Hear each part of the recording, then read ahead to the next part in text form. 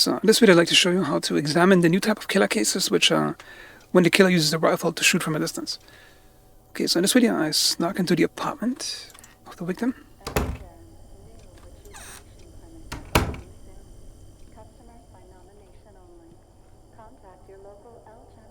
Okay, so that's the victim. Now at first it looks like a normal murder case. Maybe somebody walked in and killed the victim like this.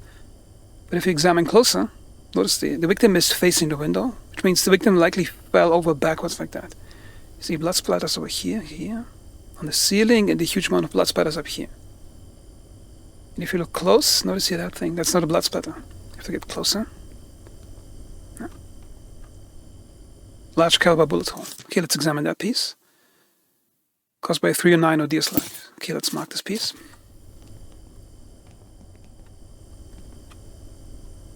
Okay, so now the first thing you want to do is to see if you can find out the trajectory where the shot came from. Okay, so the victim was probably standing at this location like that. And the bullet impact is up here. Okay, so let's imagine somewhere here in 3D space going up to here. So the shooter was below the victim, so he wasn't shooting from across the building at the same height. He must have shot from a lower distance. So those windows up here look like a good place to shoot from. Okay, let's open this one. Here's a decal in the glass. So my guess is somewhere from that direction, I think the floor below, which is... Yeah, I think it would match it. That's the floor below here. Okay, we are currently at the 11th floor. Let's check the map. See here, we're up here. And the target is in this building, one floor below. So let's switch over here, and I think he's somewhere either here or here. I guess it's this apartment, so which is 1001 Billups' house. Okay. Now, unfortunately, in this game, even with the new cases, you only have to, once you know how a case works, you only have to identify one piece of the case, then you can go on to the next stage to figure it out. So you probably don't even have to check the victim or the co-workers or anything. It's just about the shooter this way.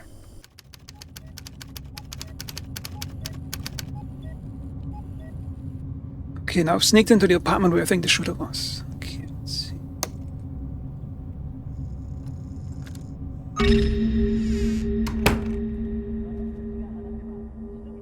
I think somebody might be in here. Oh, that's interesting. Okay, let's go in here and close the door. So here we got a note on the ground that's suspicious already, and we got a full-size rifle up here. Let's see if we can see something about the trajectory.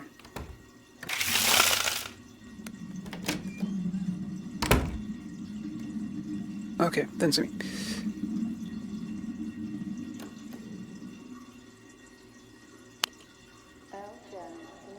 Okay, let's first check the note.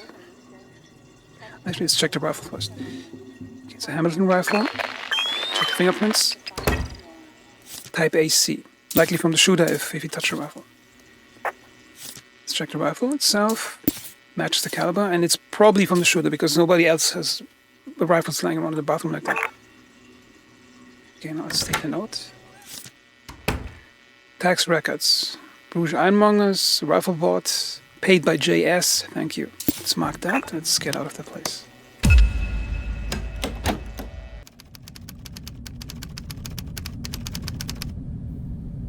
Okay, now I'm in front of a weapon shop that was mentioned in that note over here. See here, Bruges Ironmongers.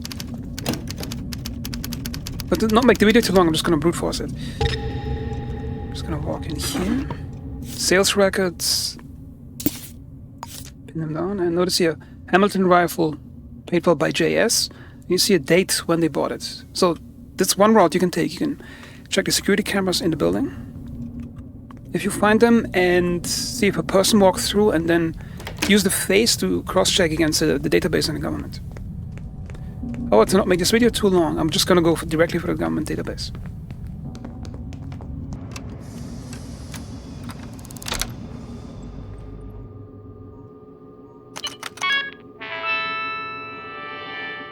Okay, so that's the brute force method. You go to the government database and you find people with JS. But to make this slightly easier on yourself, you go over here to the city directory. I go to S because the second initial is an S. I can check here. J. Sabag is possibly the target.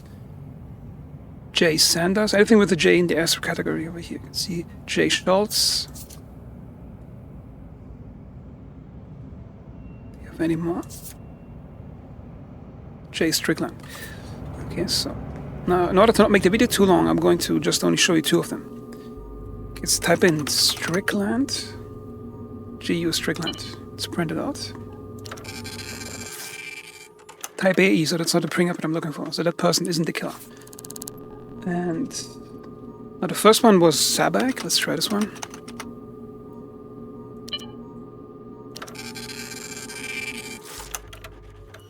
Jaina Sabak, type AC, and we found the killer C. Sales records, the receipt, fingerprint Jaina Sabak. And the apartment where she shot from was actually the apartment of the killer too.